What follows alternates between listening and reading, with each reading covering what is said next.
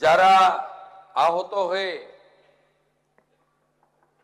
কলকাতার এসএসকেএম হসপিটালে চিকিৎসাধীন রয়েছেন,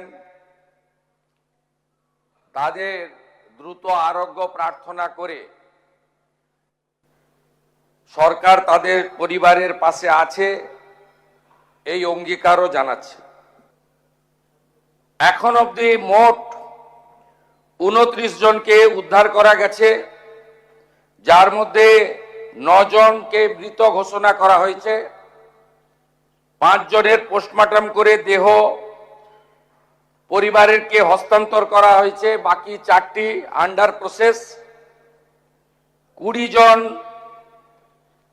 চিকিৎসাধীন রয়েছে, তার মধ্যে আউট অফ ডেঞ্জার অর্থাৎ স্টেবল রয়েছেন 15, গুরুতর রয়েছেন 4, আর একটু আশঙ্কাজনক আছেন আরো 1।